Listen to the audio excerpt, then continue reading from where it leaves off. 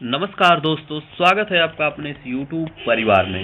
दोस्तों, आप सभी लोगों का मैं आप फिर से एक बार बहुत ही दिल से धन्यवाद करता हूं कि आप लोग हमारे ऊपर बिलीव किए हैं और अपना सपोर्ट बनाए हुए हैं। दोस्तों, आज हम फिर से बात करने वाले हैं यूपी ट्रिपल एससी अवर अभियंता भर्ती देरी या रणनीति को लेके। आखिर देरी क्यों हो रहा है, सरकार की क्या रणनीति है, सचिव जी की क्या रणनीति है, आयोग ने क्या कहा है इस एग्जाम को लेकर। उस दिन जो बच्चे 3 फरवरी को धरना में गए थे, उस दिन कुछ बातें क्लियरली तौर पे आज पता चली हैं, जिससे आप लोगों को आप पूरा वीडियो देखिएगा, फुल वीडियो देखिएगा, आप लोगों का कोई भी डाउट नहीं रह जाएगा एग्जाम डेट को लेके। क्योंकि इस वीडियो में मैंने अच्छे से एक्सप्लेन किया है UP triple SC JE 4612 vacancy को लेके कि इसका एग्जाम कब होगा या कब होने के चांसेस है। इस वीडियो में पूरी तरीके से हमने डिस्कस किया हुआ है। और दूसरी बात यह है कि बीटेक वालों केस करेंगे कि नहीं करेंगे, और इस केस को लेकर भी थोड़ी सी बातें की गई हैं, और एग्जाम कब होगा और देरी हो रही है तो क्यों हो रही है, पूरी रणनीति को इस वीडियो के माध्यम से हम जानेंगे। दोस्तों, एक बात मैं आपको बता दूं कि जो सच दिख रहा है आपको या जो बताया जाता है वो है नहीं, सच उससे कहीं भी गहरा है। यानी आप अभी सिर्फ ऊपर ऊपर की बातें जानते, आयोग क्या सोच रहा है वो आप नहीं जानते। इसलिए उस बात को मैं अपनी इस वीडियो के माध्यम से आप लोगों तक पहुंचाना चाहता हूं। दोस्तों, अगर चैनल पे आप लोग नए हैं तो चैनल को शेयर और सब्सक्राइब जरूर कीजिएगा। अगर अभी तक आप लोगों ने हमारे टेलीग्राम चैनल से नहीं जुड़े हैं तो टेलीग्राम चैनल से जरूर जुड़िएगा। हम बात करने वाले हैं कुछ जो है फैक्ट को लेके, क्या फैक्ट है या फिर क्या बातें हुई। तो सबसे पहले दोस्तों हम शुरू करने वाले हैं, शुरू करेंगे जमीनी संघर्ष और प्रयागराज की दौड़ से लेकर। यानी ये बात हम कर रहे हैं 3 फरवरी की, जो 3 फरवरी की बच्चे प्रयागराज से आयोग गए हुए थे। वहां पे जाने के बाद उस दिन तो कुछ नाम सामने नहीं है, लेकिन अब जो है नाम कुछ सामने आ रहा है। जैसे प्रतिनिधि मंडल, यानी कि कुछ इंपॉर्टेंट नेम्स है। मैं इनका भी बहुत बहुत धन्यवाद करता हूं कि अपना कीमती समय लेके आयोग गए हैं, वहां पे इन लोगों ने बात किया। एक नाम है गौरव पांडे, विपिन और अजय, जो कि डेप्सवा के एक सदस्य हैं, अच्छे खासे विश्वसनीय सदस्य हैं। तो इन्होंने जाके बात किया। इन्होंने क्या बात किया, नेतृत्वकर्ताओं ने प्रयागराज में सीधा मोर्चा संभाला, शिष्यों का आयोग तक पहुंचना और बात रखना। यहाँ प्रयागराज का मतलब है कि प्रयागराज से जो बच्चे लखनऊ गए हुए थे आयोग। अब इसके बाद अगर दोस्तों हम बात करें कि मुख्यमंत्री का क्या हस्तक्षेप रहा, मुख्यमंत्री ने इस केस में हस्तक्षेप किया है अपना। मुख्यमंत्री जी का क्या हस्तक्षेप रहा है, प्रतिनिधि मंडल की उत्तर प्रदेश के मुख्यमंत्री से मुलाकात हुई है। यानी ये 3 बच्चे और इन लोगों ने मुख्यमंत्री जी से बात की, मुलाकात की। उसमें सीएम ने उस समय जब इन्होंने बात किया, अपनी पूरी स्थिति बताई केस को लेके, तो सीएम आदित्यनाथ योगी जी ने आयोग में फोन पर बात की और स्थिति का जायजा लिया। फिर जो है मामला शीर्ष नेतृत्व के संज्ञान में है। यानी कहने का मतलब है कि इन बच्चों ने मुख्यमंत्री जी से मुलाकात की और तब मुख्यमंत्री जी से अपनी सारी बातें बताई, तो सीएम ने आयोग में फोन करके जो है सचिव जी से बात किया और इस मामले को पूरे संज्ञान में लिया। फिर इसके बाद क्या होता है कि अच्छा दोस्तों, एक और थोड़ा सा मैं बातें कर लेता हूँ। थोड़ा सा कड़वा सच है कि आयोग जो बच्चे गए थे, कुछ मतलब मेंबर्स लड़कों की संख्या तो ठीक है, पर हमारी जो दोस्त या बहनें हैं उनकी संख्या बहुत कम हुई थी। तो मैं उनसे फिर से एक बार कहना चाहूँगा, अगर कोई ऐसी बात होती है तो आप अपना बढ़ चढ़ के हिस्सा लें। एक बार सिर्फ 2 बहनें दोस्तों, उस दिन न जाने कितनी लड़कियों और से रिक्वेस्ट किया गया था अपनी बात और अपने दर्द कहने के लिए, सिर्फ 2 बहनें गई थीं। तो फिर से मैं कहूँगा कि आप लोग अच्छे से बढ़ चढ़ के हिस्सा लें। उस दिन की ये बात तो बहुत ही कड़वी है, क्योंकि और बुरा भी लगेगा आपको, लेकिन फिर भी मैं कहूँगा उस दिन न जाने कितनी लड़कियों और लड़कों से रिक्वेस्ट किया गया था। मैंने भी अपने वीडियो के माध्यम से कई बार 2 बार वीडियो बना के रिक्वेस्ट किया था कि आप सभी लोग चलें। अपनी बात और अपने दर्द कहने के लिए सिर्फ 2 बहनें ही गई थी दोस्तों। तो ऐसा न करें, आप सभी लोग जाएं। घर बैठे शिकायत आसान है लेकिन अधिकार के लिए लड़ना मुश्किल है। बात से हाँ, घर बैठे तो हर कोई शिकायत कर सकता है लेकिन अधिकार के लिए लड़ना मुश्किल होता है। आप ऐसा न सोचिए ना कि जाने से कोई दिक्कत होगा, थोड़ी सी आपको जाने आने में प्रॉब्लम है। आप अगर वहाँ रहेंगे, शांतिपूर्ण अपनी बात रख रहे हैं या रख रही हैं तो कोई इशू नहीं है, आप जाया करें। अब इसके बाद दोस्तों थोड़ी सी सचिव जी के साथ 30 मिनट तक वार्तालाप हुई, 30 मिनट तक बातचीत हुई। इन 30 मिनट के बातचीत में क्या बातें हुई हैं, अब यहाँ से थोड़ा आप लोग ध्यान दीजिएगा। उपस्थित विपिन और साथी, यानी विपिन और साथी ने सचिव जी से 30 मिनट तक विस्तृत बातचीत की और आयोग ने अपनी मजबूरी योजना स्पष्ट की। दोस्तों इसके बाद क्या होता है कि आयोग क्या कहता है, उसमें 30 मिनट बातचीत के बाद जो है आयोग भी अपनी बात रखा उन बच्चों के सामने। आयोग कहता है कि आयोग ने एक चेतावनी दी है। आयोग की चेतावनी, दबाव का मामला, बीटेक की एंट्री।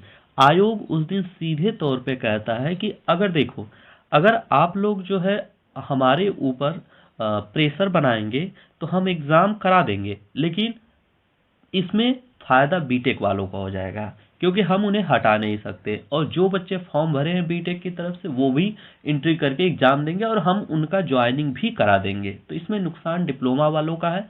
तो आप लोग अब जो है कुछ दिनों तक शांत रहिए, किसी भी तरीके का ईमेल और आयोग न जाए। अगर कोई एक दो जो अच्छे खासे सोर्स वाले पहुंच वाले वो अपनी जाके बात कर सकते हैं, पर अकेले, बच्चों के साथ नहीं।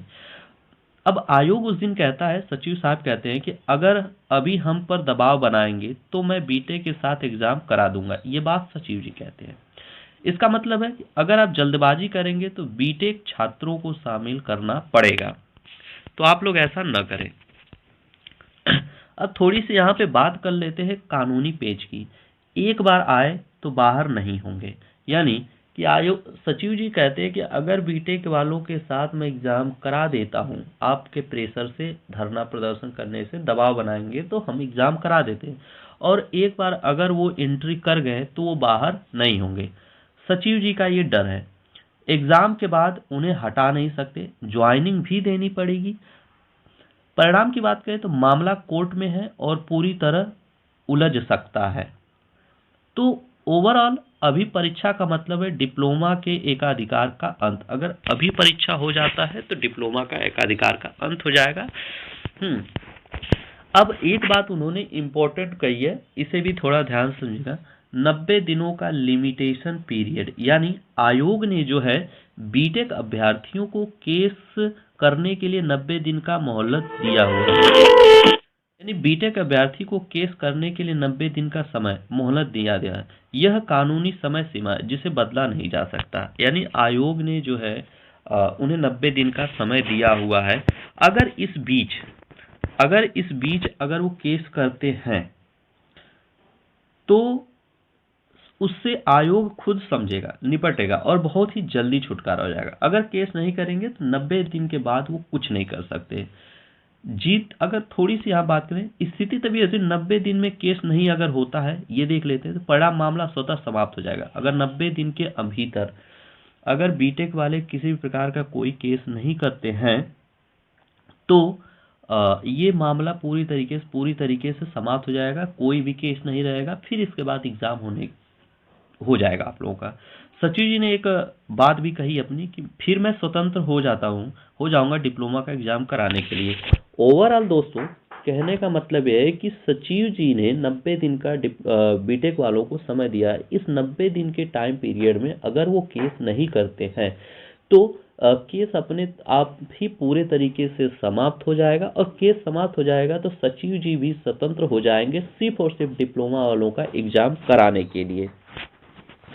इसलिए दोस्तों अब थोड़ा सा एक पॉइंट पे चर्चा कर लेते हैं कि अगर 90 दिन के भीतर अगर ये केस कर देते हैं तो आयोग ने, अगर डिप्लोमा बीटेक के स्टूडेंट अगर केस कर देते हैं 90 दिन के भीतर, तो आयोग का एक कैविएट प्लान है। दोस्तों कैविएट प्लान जो है, आप एक सुरक्षा होता है। अगर अगर फिर भी कैविएट प्लान आप लोगों को समझ में नहीं आएगा तो मैं इसका डिटेल जो है कमेंट बॉक्स में दे दूंगा, पिन कर दूंगा, आप वहां से जाके अच्छे से समझ लीजिएगा। आयोग की क्या तैयारी है उस पर बात करते हैं। आयोग ने पहले ही कैविएट डाल रखी है। अगर बीटेक अभ्यर्थी केस करते हैं तो तुरंत सुनवाई होगी, भर्ती को लटकने नहीं दिया जाएगा, मामला तुरंत निपटाया जाएगा। दोस्तों, यानी अब डिप्लोमा वाले के पास दो विकल्प हैं। जितने भी डिप्लोमा के स्टूडेंट हैं उनके पास दो विकल्प हैं, समझदारी से चुन सकते हैं। अगर वो अभी अभी इस समय दबाव बनाकर एग्जाम करेंगे तो नुकसान ये होगा कि बीटेक वाले शामिल हो जाएंगे और कोर्ट केस लंबा चलेगा। लेकिन अगर 90 दिन तक आप सभी लोग शांत रहते हैं, इंतजार और धैर्य करते हैं तो सिर्फ और सिर्फ केवल डिप्लोमा वाले एग्जाम देंगे और आयोग स्वतंत्र होगा। तो कहने का मतलब ये है दोस्तों कि आप सभी लोग अब 30 यानी कि 90 दिन तक तो आप लोग शांत रहिए और 90 दिन तक आपका एग्जाम नहीं होगा किसी भी तरीके से।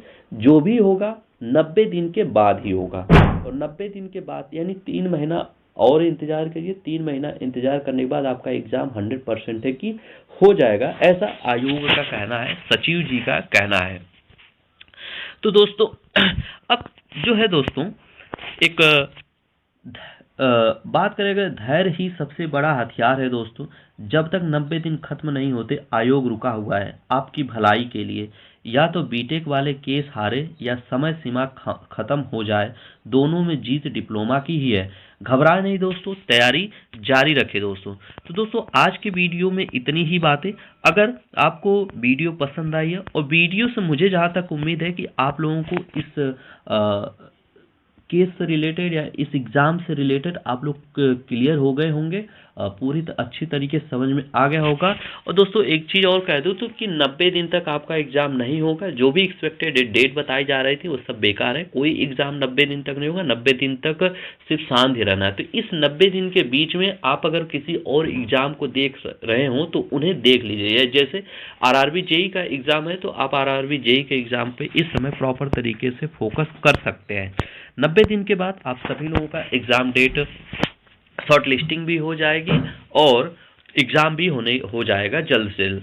तो इसलिए दोस्तों आप लोग धैर्य बनाए रखिए और पढ़िए। आरआरबी सामने है, आरआरबी जेई के लिए आप प्रिपरेशन करिए। और आज के वीडियो में आप सभी लोगों को अच्छे से समझ में आया होगा। तो आज के लिए सिर्फ इतना ही दोस्तों। वीडियो पसंद आई हो तो चैनल से सब्सक्राइब लाइक जरूर करें। थैंक यू दोस्तों।